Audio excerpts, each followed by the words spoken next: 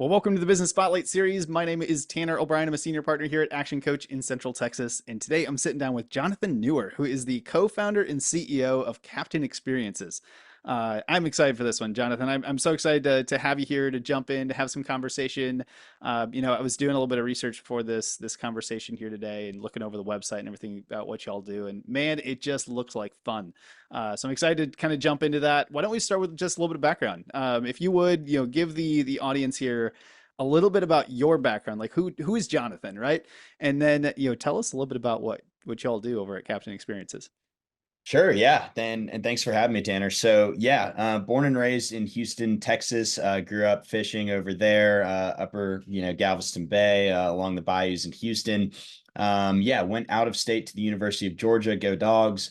And then yeah, graduated, moved back home to Houston, was working in the oil and gas industry. When I was working in Houston, the company I was working for sold, and I said, "Hey guys, we always talk about it. Let's finally book that fishing trip." And they said, "Great job, Jonathan. You just nominated yourself to book us all a trip." Yeah, that's how it goes. So from there, I said, "Okay, you're on. How hard can it be?" Like I said, grew up fishing and just love it, but didn't know all these guides on a first name basis, right? So I Googled it. I Googled Galveston fishing charters. And it was that quintessential founders moment, that slap in the face where I just said, "Hey, if you can book an Airbnb or call an Uber, what's wrong with fishing?" So drove down to the docks on a whim, met with these guides, and they said, "Yeah, we'd love to list on a site that made it easy for us to earn more trips, manage our calendars, that sort of thing." From there, I said, "Hey, I think we really have something here." Drove the opposite way to Austin, teamed up with my co-founder Attison on the product side, and we launched CaptainExperiences.com in March of 2020. That was a pretty tricky time to launch a travel platform, to say the least. Yeah, a bit of a wrinkle in the plan. But yeah, we stuck with it, and we've now become the largest platform in the U.S. for booking fishing trips. Partnered with over 1,500 guides, and we feel like we're just getting started. Our mission is to unlock the outdoors across all outdoor sports and geographies. So that's where we're headed. Oh man, that is so cool. I'm excited to kind of dive into it, especially kind of your background and passion being able to kind of lead into this thing here. But before we do, I always like to kind of, I don't know, set the stage a little bit, just kind of get a sense of like where the business is at, kind of your role within the business, that sort of thing, so that, the viewers have some context, right? So when you look at your role in the business today, so introduced you as co-founder and CEO, you're a couple years into the business at this point. I imagine the roles and responsibilities have grown or shifted potentially over that time. But what does it mean to kind of be the CEO of the business today? How many different hats do you have to wear within in the business at this point in time? Yeah, I mean it's a lot of different hats, but the way that I sort of summarize everything is that, I'm just in charge of keeping the lights on for everybody, So it's really, we've got a team of 10 people now, so it's just about setting them up for success, understanding what they need to be their best, and then following up and making that happen. Very cool. And so you got a team of 10, what are some of the roles within it? So you mentioned this being more of a platform based thing. What types of roles do you have within the company as you've grown from start to 3 almost 4 years in now? Yeah, definitely. I mean, so yeah, in the early days, my co-founder Addison and I were doing everything, ourselves, and we've slowly started, raising the bar in terms of the talent that we're bringing on. So yeah, my co-founder Addison is our CTO. We have two engineers, Brian and Adam, that work with Addison on that front. We have Jake, who's our director of marketing, really sort of a one-man band at this point on the marketing side. And then, yeah, we've got a lot of people in the operations part of the business. What we always say is, yeah, Captain is a tech business. We're a marketplace, but it's really a people business. We're connecting our adventures with our guides. We're providing that personal touch. And so that comes through with David, our senior guide onboarding manager. I joke that he has everyone's dream job, just to call guides and talk fishing all day. And then we also have Ashley and Trey on the customer service side of it. Oh, very cool. Which this just brings it fun for me because I get to ask the next question, which is essentially, when we start talking about what makes your business so special, I always like to, who primarily does the business serve? And, the reason I ask it is I like to set up in the frame of like, if I'm in the audience and I'm watching this later on and, or listening to this later on, how do I know that I'm a really good fit for your business, or I might know somebody who's a good fit? So I have to imagine there's kind of two markets here based on what you had just mentioned from onboarding guides to the actual end user of using the website. So maybe kind of talk through maybe a little bit of both of those in terms of if I'm in the audience and I'm watching this later on, how do I know I'm a good fit for what y'all do? Definitely. So yeah, I mean, the way that we break it out on the supply side is that we partner with guides, lodges, and outfitters. So a guide is just, an individual guide, one boat, offering trips themselves. An outfitter is basically a collective of guides. So it might be a guide who started out as a guide, but now they've grown their business. They've scaled to, 3, 4 boats, and they have others, working under them to run those trips. And then we have lodges, which is, somewhat self-explanatory. They provide the trips, the housing, the meals, the whole, the whole thing. And then, yeah, on the demand side, we've got our adventurers. And so we've got a few different buckets there. We have what we call our bucket listers. And those are, guys and gals who, are super passionate about the outdoors, and they say, hey, I want to catch a redfish in Texas, a tarpon in Florida, a salmon in Alaska. And so they're using Captain to book all of those different off the map spots. Then we've got our BPOs, our bachelor party outdoorsmen or bachelorette party outdoorswomen. And they're, booking a little bit less frequently, but that when they book, they're getting, multiple boats out there, big whole, exercise. And then we've got our regulars, and these are just, families here in Austin, in Houston, Dallas, San Antonio, wherever it may be, driving down to South Padre, Port Aransas, Galveston. And yeah, getting 3 generations of the family out there, teaching the kids, all that awesome stuff. A lot of that going on this Easter weekend. I can imagine so, especially with it being so nice here in Central Texas for this weekend. It looks like it's gonna be beautiful. Yeah, I mean, Uh, I'm getting out Sunday morning with my brother-in-law and father-in-law, so just yeah, stoked about that. That's awesome. So what when you look at competitors in the marketplace, obviously, what you mentioned earlier is kind of seeing a gap that you could kind of fill and being able to jump into it. What does it look like for the competitive landscape today? Are there others that do something very similar to what you do at this point? Are you still kind of a market leader? What does that look like from a competitive landscape? Yeah, I mean, there are definitely some others out there. But what we've heard from our adventures is that they have like more of a Craigslisty, feel. Craigslist, great business, didn't mean it. But what we've heard is that Captain has more of a polished feel, and our understanding and that personalization, our first name relationship with our guides really comes through on the site in the content that we're featuring there. And so, that really gives people the comfort to book with Captain. And then another one that we frequently get is, hey, how are you guys different, from some of these other experiences platforms? And yeah, I mean, the answer is that what we hear from our adventurers is that they actively avoid those touristy platforms that they associate with Segway tours, wine tastings, museum tickets, things like that. They're just avoiding those when they're looking for an awesome off the map tuna trip. Nice.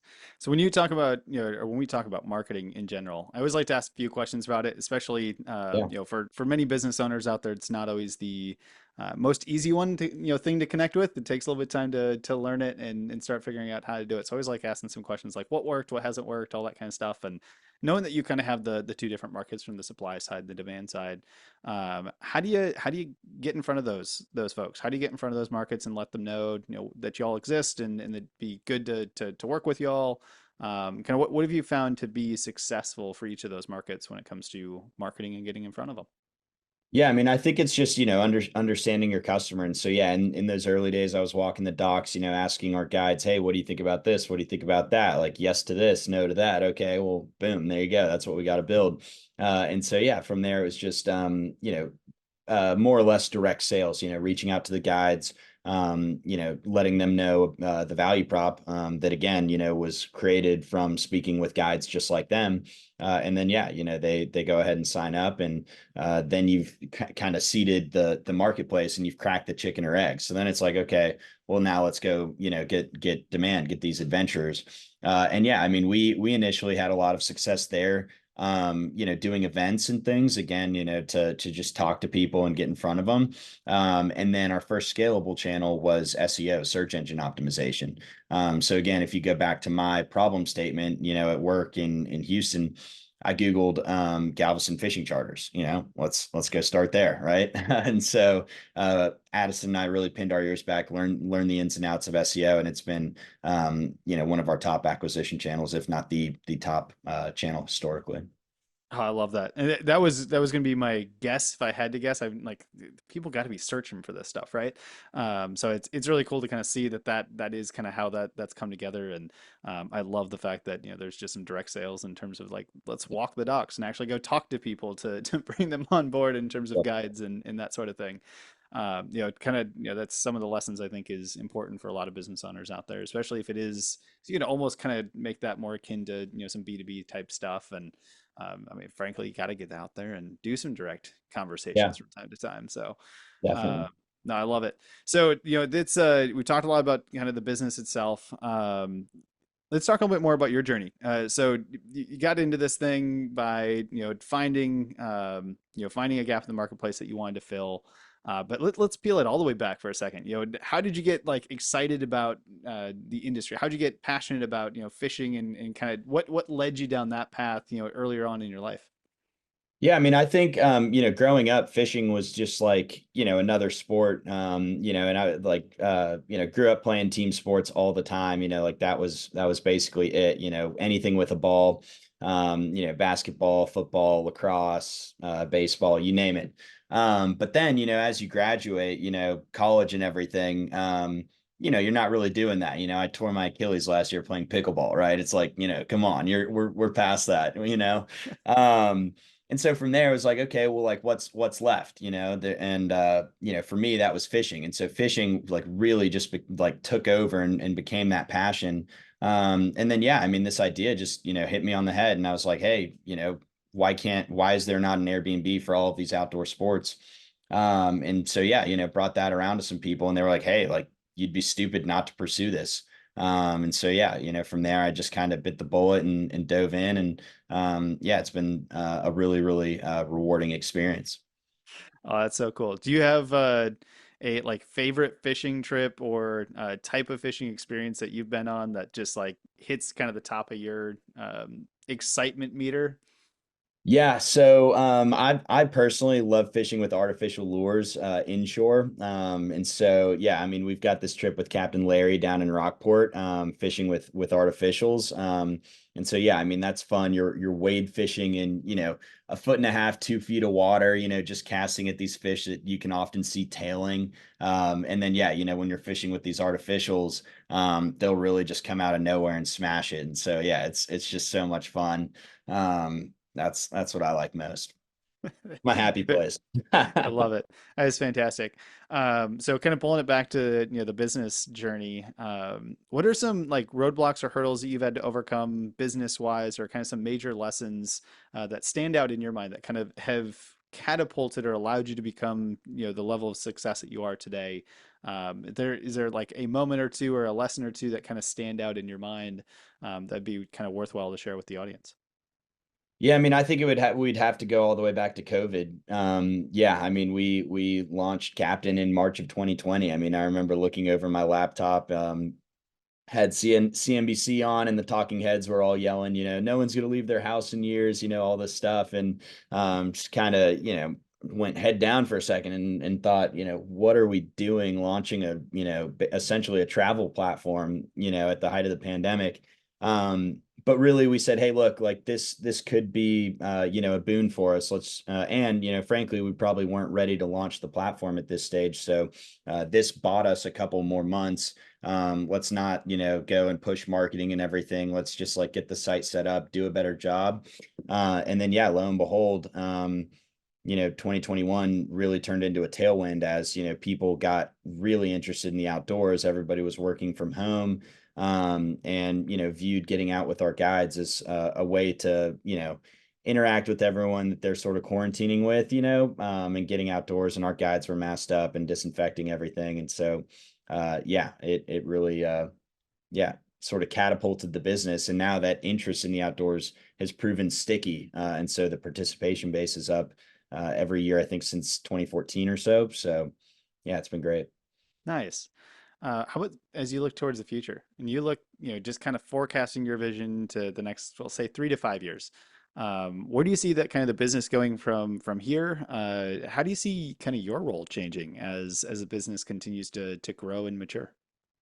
Yeah, I mean, I think my role will just sort of take care of itself. I'll just sort of get in where I fit in and help people out. Wherever is needed, and put out the most pressing fire, and then move on to the other one. In terms of the business, yeah, I mean, just incredibly excited about the future. Like I said, we're focused predominantly on fishing in the Southeast today. We did launch some hunting in Texas and Florida this past fall, which was great. But that's basically it. And I think we're really doing a good job. But everybody on the team is just itching like crazy to grow captain across all outdoor sports and geographies. So that's going to keep us busy for quite some time.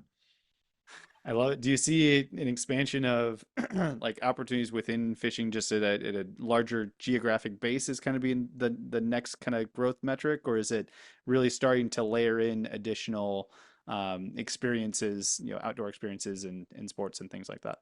Yeah, I mean, I think we can go a lot deeper into fishing. Like thinking about the guides and their businesses, we can invest further in some of our features like calendaring and pricing and really help our guides, understand all of those different things to help them run their business. Maybe even start providing them with discounted rods, reels, tackle, lures, boat financing, all these different things that we want to help our guides with. So yeah, I mean, sky's the limit, in terms of going deeper and wider with verticals and geographies. I love it. Well, I'm excited to see a lot of that, take place over the next couple of years as well. Let's say, before we start to kind of move into some of the wrap up questions, since you've got, a 10-person team, I always love to ask a few questions around team where I can. And I'd love to know, growing over the last couple of years and having 10 people on the team now, kind of what has been the approach, or what have you found to be most effective when it comes to like recruiting and hiring, the best people to be a part of your team? Yeah, I mean, I think we just try to look for people that we really gel with. We have this we have our cultural pillars: make it personal, be transparent, be passionate. That we have everyone sort of adhere to. But then beyond that, we've got this little thing that we say, which is 6 beers deep, and that means really just kind of be personal, be yourself, be authentic, and put yourself out there. And if it's a match, it's a match. And then we also have this other question we just like to ask, what's the hardest thing you've ever done in your life? And that one sort of hits people in interesting ways, and it's always great to hear those responses. Ooh, I like that. I might have to steal that one and Sure. leverage it on my own end at some point here. But that's really cool. So we've covered a lot of ground. I know we could probably sit here and like dive into a lot of different depth of areas within in your business Yeah. specifically. But I want to be respectful of time. I got a few rapid fire questions just to kind of pull some wisdom nuggets out for the audience here. So when you look at kind of your journey overall from before starting the business to starting the business, kind of where you're at today, what would you say for you has been kind of your key to success? I don't know. I would just say resilience, perseverance. We don't try to um, you know, trick anybody into thinking we're the smartest people out there, but we just roll with the punches. I like it. How about advice? If you could give just one piece of advice for other entrepreneurs or business owners out there today, what piece of advice would you want to leave them with?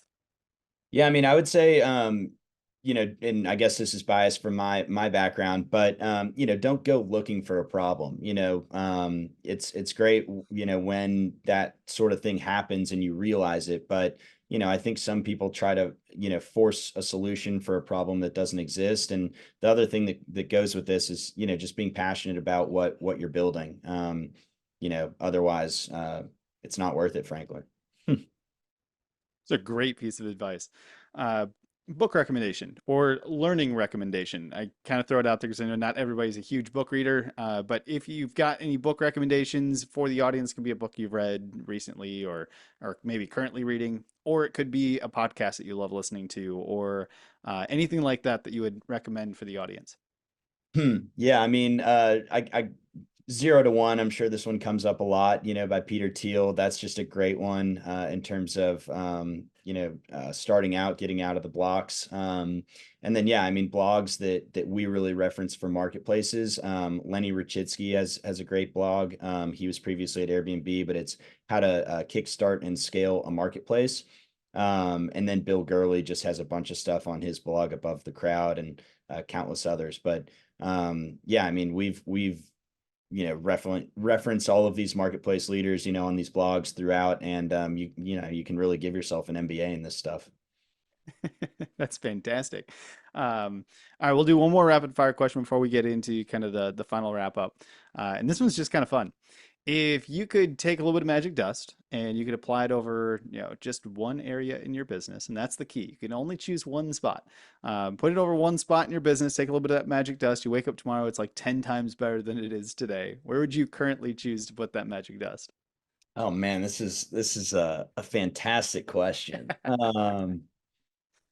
Man, I mean, I would say I'll say two things. One is like the buy the book answer, and the other is my personal. The buy the book is liquidity, and so like what we're always trying to do is balance supply and demand, because it's never fun if we have an adventurer that goes to a location where they don't have enough, options to choose from. And then yeah, my personal answer is content. Like there's so much that we can do. Each of our guides has a real in-depth, fantastic, life story. And we need to do a much better job bringing that to light for people. And so, yeah, that's my answer. I like that. That's a really cool answer. So for those that are watching that are like, man, this sounds awesome, and I've got to check it all out, and maybe want to either follow you and kind of keep up with the things that y'all are doing. But where can we advise folks to go for more information? Yeah, you can come visit us at captainexperiences.com, or shoot us a text, give us a call at 833 Captain. Perfect. Making note of all that because I'm going to throw that in the video description below. So as we wrap up this conversation, for those of you that are watching, make sure you go click all of the links, check it all out, spend some time, just like peruse around on the website there. I know I did leading up to this. It was super cool, and I may have to book myself a trip here in the near future. So There you go. um, yeah. So Jonathan, as we wrap up, I have one final question that I always like to kind of end these conversations on, and that is simply, what is most inspiring to you today? Oh, most inspiring. I mean, I guess I would just say, other founders out there. I think that it's a tough slog. Like I said, very rewarding. But when I see others that are doing, awesome, amazing things, regardless of what sort of industry, I think that's really inspiring. That's awesome. Jonathan, I want to say thank you again. This has been a pleasure. I know I could probably sit here and like chat with you for much longer than we have here today. But it's been a lot of fun to kind of hear your story, how kind of everything came about and kind of where y'all are at and where you're going. It's fantastic to see. And I just want to say thank you for taking some time to share it with us today. Thanks for having me, Tanner. Really enjoyed it.